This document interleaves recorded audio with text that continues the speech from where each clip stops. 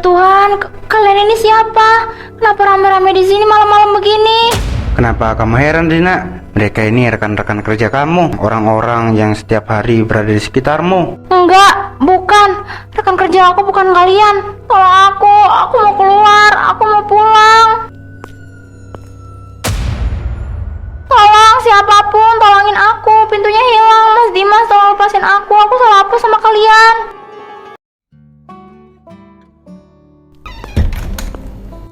Selamat ya Marina, dari hasil seleksi berkas sama obrolan kita tadi, kualifikasinya pas banget sama yang lagi kita cari.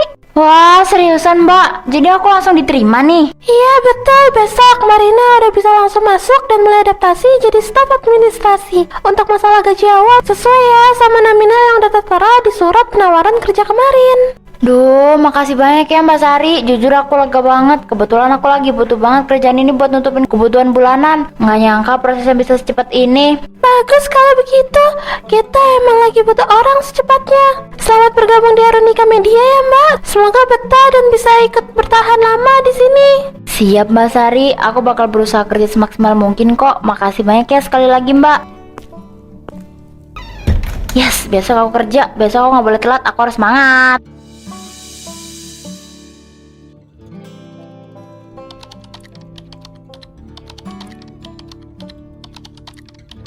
Mbak Maya mau tanya sesuatu dong, tapi jangan tersinggung ya. Kenapa Rin? Ada berkas yang bingung cara penginputannya? Bukan soal berkas, itu loh mas-mas yang duduk di sudut paling belakang itu siapa ya? Dari pagi aku merhatiin anteng banget, datang paling awal, tapi kok nggak pernah kelihatan ngobrol sama siapa-siapa.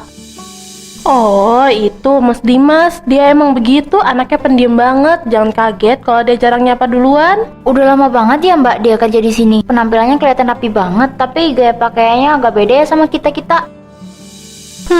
Kalau ditanya berapa lama, entahlah ya. Kayaknya sih dia udah ada di situ sejak perusahaan ini pertama kali berdiri.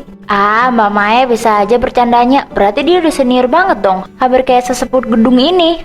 Ya, dibilang candaan juga gimana ya Rian? Soalnya dari awal aku masuk kerja di sini beberapa tahun lalu, ya posisi duduk dia udah di situ, nggak pernah pindah. Masa sih? Udahlah, kamu jangan kebanyakan ngomongin dia. Mending kamu fokus kerja aja. Ini hari pertama kamu kerja kan? Hehe, iya Mbak, ini saya mau mulai kok.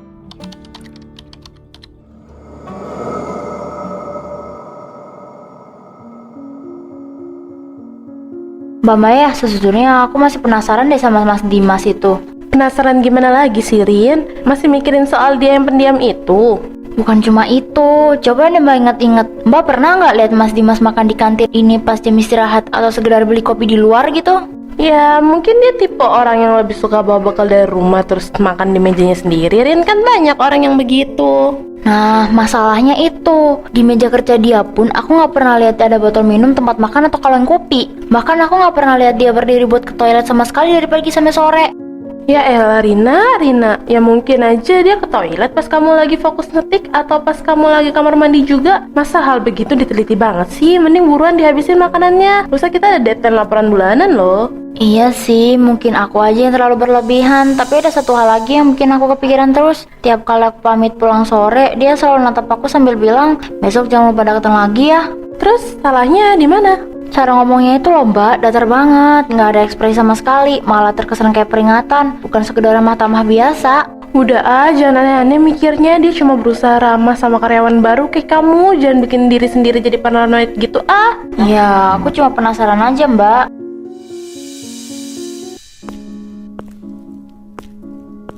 Astaga Mas Dimas, kaget aku. Ya ampun, kok tiba-tiba udah di lobi aja? Bukannya tadi pas aku naik lift di atas, Mas Dimas masih ngetik di meja?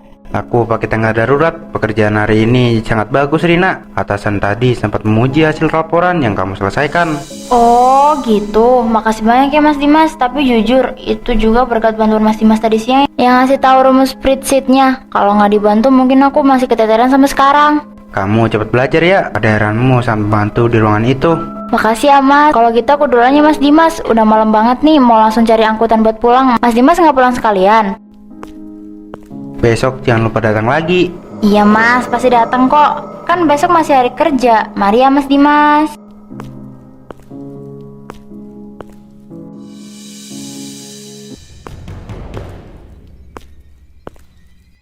Kok aneh banget ya, bau apa nih? Aneh banget, bau tanah basah kayak habis hujan deras, tapi bercampur bau bunga melati. Masa iya ada yang pakai parfum melati malam-malam begini? Mbak Rina, kaget saya. Kok belum pulang, Mbak? Ini kan udah mau jam 11 malam.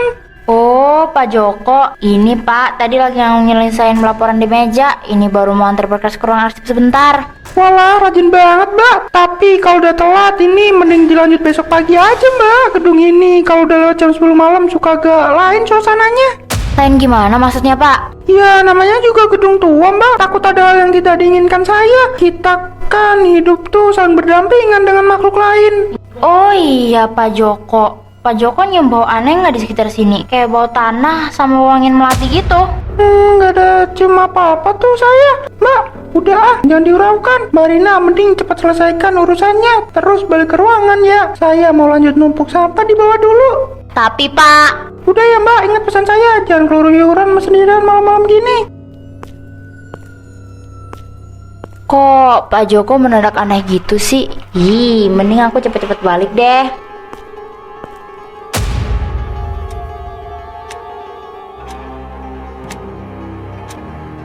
Mas Dimas masih belum mau pulang juga. Tadi di koridor luar baunya aneh banget mas, kayak bau melati sama tanah basah. Mas Dimas ada nyium bau itu juga nggak dari tadi?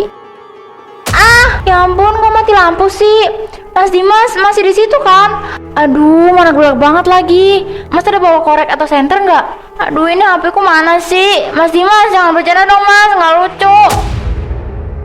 Loh, kok kosong? Kemana dia? Bukannya sedetik lalu dia masih ngetik di situ.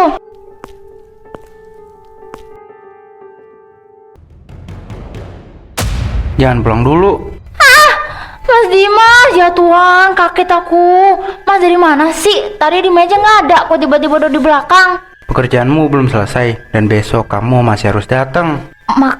Mas, maksudnya gimana sih? Ini mati lampu loh. Udah malam banget juga loh. Aku mau pulang aja mas. Besok pagi aku sambung lagi. Jangan pernah berpikir untuk berhenti. Kamu harus tetap berdatang besok.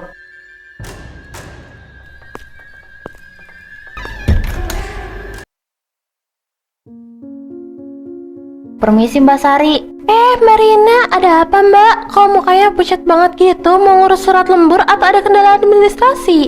Enggak kok Mbak Sari, bukan soal bekas lembur. Aku cuma mau nanya data karyawan atas nama Mas Dimas dong Mbak. Dimas siapa ya Marina? Di divisi mana? Itu loh Mbak, Mas Dimas yang duduk di kubikel paling belakang ruangan administrasi, yang meja sudut kanan dekat jendela. Sebentar deh, Mas Dimas yang mana ya? Perasaan di divisi administrasi stafnya cuma ada 3 orang, Mbak Rina, Mbak Maya, sama Pak Bambang. Mbak Tari bercanda nggak lucu tau Mbak. Orang Mas Dimas itu tiap hari duduk di situ. Duduk di mana? Kemarin bahkan dia bantu aku ngerjain spreadsheet laporan bulanan. Maksud aku cuma mau tahu nomor lengkap atau nomor kontak HRD-nya gitu, Mbak. Mbak Rina, aku nggak lagi bercanda. Aku yang pegang seluruh sistem data karyawan Arunika Media dari 3 tahun lalu. Di ruangan Mbak Rina itu emang ada 4 meja, tapi meja paling belakang itu kosong dari dulu. Nggak ada karyawan bernama Dimas di perusahaan ini.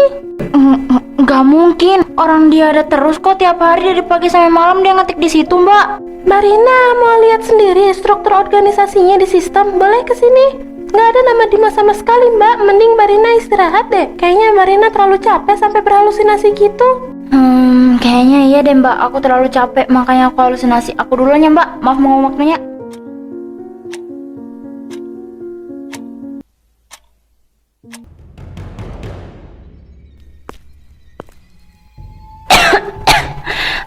Enggak mungkin aku halusinasi. Mas Dimas itu nyata. Dia beneran ada dan ngomong sama aku.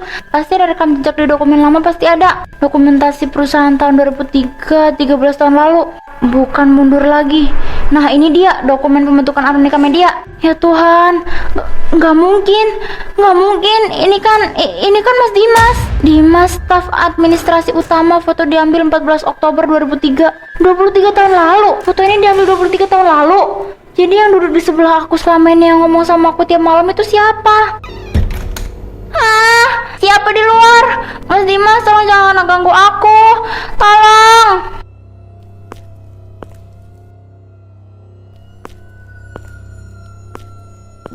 Ya Tuhan, kalian ini siapa? Kenapa rame-rame di sini malam-malam begini? Kenapa kamu heran, Rina? Mereka ini rekan-rekan kerja kamu, orang-orang yang setiap hari berada di sekitarmu. Enggak, bukan. Rekan kerja aku bukan kalian. Tolong aku mau keluar, aku mau pulang. Tolong siapapun, tolongin aku. Pintunya hilang, Mas Dimas, tolong lepasin aku salah apa sama kalian? Kamu tidak salah apa-apa. Selama bertahun-tahun kamu pikir cuma manusia yang bekerja di gedung ini. Kamu pikir kamu bekerja sendirian. Kalian ini sebenarnya apa? Ini adalah orang yang pernah bekerja di tempat ini, tapi kami meninggal dalam kebakaran 23 tahun lalu. Jangan mendekat, tolong. Dan setiap orang yang duduk di meja kami yang bekerja menggunakan barang-barang kami akan menggantikan posisi kami di sini. Besok kamu jangan lupa masuk kerja. Besok kamu tidak akan bisa pulang lagi. Tolong jangan sakitin aku. Aku mau pulang. Aku gak kenal sama kalian. Ini di mana? Kenapa aku bisa ada di sini? Tempat apa ini? Kenapa banyak barang-barang bekas terbakar di sini? Buku catatan Mas Dimas, 14 Oktober 2003 pemilik perusahaan sengaja mengunci pintu keluar dari luar malam ini. Mereka ingin merekayasa kebakaran demi mencairkan klaim asuransi dan menutupi pencurian uang perusahaan. Kami terjebak di dalam. Asap makin tebal, pintu besi terkunci rapat. Kami mati, bukan karena kecelakaan, kami ditumbalkan. Selama puluhan tahun kami terjebak di tempat ini. Jiwa kami nggak pernah tenang karena kejahatan mereka ditutupi media. Kami nggak benar-benar ingin mencari korban baru. Kami hanya butuh seseorang yang berani menceritakan kebenaran tentang bagaimana kami mati. Jadi selama bertahun-tahun kalian terjebak di sini cuma karena kebenaran kalian dikubur hidup-hidup. Mas Dimas, aku paham sekarang. Aku janji aku bakal bawa semua bukti ini keluar. Aku bakal ngasih tahu ke semua orang dan polisi tentang apa yang sebenarnya terjadi sama kalian. Kalian harus bisa tenang. Mas Dimas. Terima kasih banyak ya, Rina. Berkat keberanian kamu bawa semua bukti dan buku catatan itu ke polisi sama media, kebenaran tentang kejadian 23 tahun lalu akhirnya terungkap. Harusnya aku yang minta maaf, Mas. Awalnya aku mikir Mas Dimas sama yang lain cuma mencelakai atau menakut-nakuti aku. Aku nggak tahu kalau ternyata kalian yang penderitaan seberat ini selama puluhan tahun. Kami cuma terlalu lelah, Rina. Selama puluhan tahun nama kami dihapus, kematian kami ditutup-tutupi cuma demi keuntungan pemilik perusahaan itu. Tapi sekarang nama kami dan rekan-rekan yang lain akhirnya dipulihkan. Keluarga kami di luar sana akhirnya tahu cerita yang sebenarnya. Berarti setelah gedung ini dihancurkan besok pagi, Mas Dimas sama teman-teman yang lain akhirnya bisa pergi dengan tenang kan? Nggak ada lagi yang terjebak di tempat ini kan? Iya, Rina, waktu kami di sini udah selesai. Kami cuma butuh satu orang yang tulus dan berani buat mendengarkan suara kami. Dan kami beruntung banget, orang itu adalah kamu. Selamat jalan ya Mas Dimas. Semoga Mas dan semua rekan yang kerja di sini bisa istirahat dengan tenang sekarang. Terima kasih untuk segalanya, Rina. Selamat melanjutkan hidupmu. Semoga kalian tenang di sana.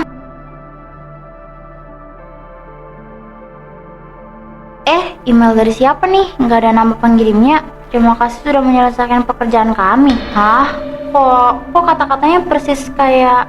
Nggak mungkin, gedung lama kan udah diratakan. Ini pasti cuma iseng. Mas Dimas, nggak mungkin. Kamu kan udah pergi. Mas, lain mbak, namaku Rehan. Aku rekan kerjamu yang baru di divisi ini. Nggak mungkin. Ini kantor baru. Kalian harusnya udah nggak ada di sini. Kenapa kaget gitu, Marina? Tempat boleh beda, tapi pekerjaan kita kan belum selesai. Tolong. Karena sekali kamu bekerja sama kami, kamu tidak akan pernah benar-benar bisa berhenti bekerja. Pergi.